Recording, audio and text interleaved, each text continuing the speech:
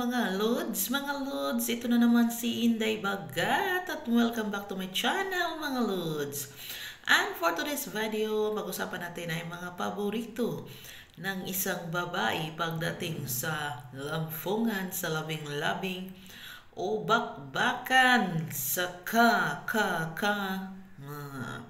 So kung ikaw po ay walang kasintahan, walang jowa, walang karelasyon, walang asawa, walang nobya, wag ka na pong manood sa video na to dahil hindi ka makakarelate sa mga pinag-uusapan namin dito, no? So, para hindi po sasakit ang inyong kidney dyan, ang inyong mga kaatay-atayan dyan, wag na pong manood, no? So, dito na ta sa ating topic. Ano nga ba yung mga gusto ng isang babae pagdating sa loving mga dodong? So, number 1 po mga dodong. Ito po talaga yung gusto namin mga dodong. Gusto namin na sa pagdating sa oras ng ganyan-ganyan dodong ay marunong kang gumawa ng mga excitement moves. Alam nyo yung mga excitement moves na sasabihin ko? Mga pa-surprise mga dodong. Alam nyo ba yung mga pa-surprise? Hindi lang po sa possession na susurprise ang isang mga babae, no, kundi din sa mga ginagawa ninyo mga dodong. Yung example, ang pagyaya mo sa mga sa pagyaya mo sa iyong partner o kapariha na mag-ana-ana kayo sa mga lugar na kung saan parang ano ba yan ang mga lugar ba parang hindi mo matik na nagawa nyo doon, out of curiosity ginagawa ninyo. Example, sa likod ng bahay ninyo, sa sa may mga maraming puno, no? Ano pa ba? No? Yung elevator, mga ganyan, sasakyan, no?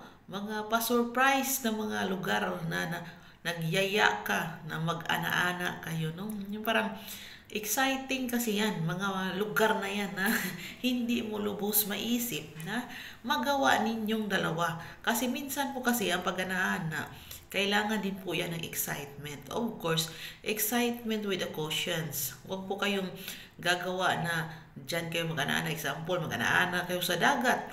Tapos, malulunod na lang kayo kasi doon kayo sa malalim. So, with cautions po ang pag-ana-ana. Ano kayo sa mga lugar na excitement, pero safety din ninyo. Unahin nyo yung safety ninyo mga dodong, mga inday.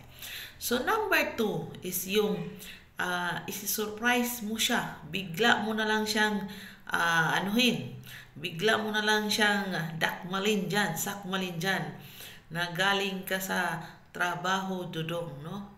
Of course, pag ang babae dyan, tapos, ano pa dodong? Ang suot mo dodong, bagong order mo sa Shopee, na kung saan, yung nakita nyo ba yung mga uso ngayon ng mga sinusuot ng mga lalaki na meron siyang mga classic kinds of animals, no? Yung parang, yung yung tarogo doon ba, siya, yung, example, may monkey, may kuan, ang tarugo talaga, doon pinapasok, tapos magmukha siyang unggoy, magmukha siyang... So, sa gustong umorder, mag-message nyo lang ako. Dahil isa yan sa mga nakaka-appreciate kasi yung mga babae. Kasi hindi lang po ang babae lang ang magdamit ng sexy, ang babae lang ang magdamit ng mga ganyan. Kayo din mga boys, magdamit din kayo ng mga ganon, yung mga boxer na may tainga, mga boxer na may mga ganon, mga dodong. Isa yun sa makakapag-appreciate ng isang babae, no? So, madami po yan sa Shopee, mga dodong, sa Lazada. So, ang dami at ang mura pa. Meron na 30 to 50, 60 to 100. No, mga ganyan. Pwede kayo bumili niyan kasi pag sinuot nyo, ang ganda kaya tignan. Lalong-lalo na sobrang tigas na tigas. Tayo ng tayo. Sus, ang ganda tignan kasi para bang mayroon din yung parang ahas, parang din siya, parang monkey, parang pusa. Sus, ang ganda tignan. Isa yan sa mga gustong-gusto ng mga babae, mga dodong.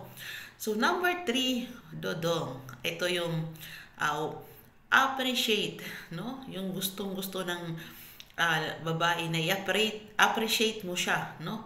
Once na andun kayo sa tinatawag nating nagtabi kayo, nag-ano kayo, nag-anak kayo, appreciate mo yung ginagawa niya. Kung kinakain niya yung ice candy mo, yung dinidilaan niya, yung mga parte ng katawan mo na hindi na dapat, no? Lalo na yung mga ang itlog-itlogan nyo dyan, galing pa kayo sa trabaho, malat-alat pa, appreciate ninyo yan. No, i-appreciate nyo yung babae kasi grabe yung babae pag magmahal, no? So, sana may natutunan kayo sa kunting vlog na to. Sana huwag kayong magsawang manood sa mukha na to. Hintay bagat. At of course, sa mga bago dyan, mag-subscribe naman kayo para dadami naman ang mga subscriber natin. So, kung may mga katanungan kayo, message nyo lang ako, Enday B. Felingera, at sasagot ako sa mga tanong ninyo pag hindi po ako busy. So, bye-bye for now!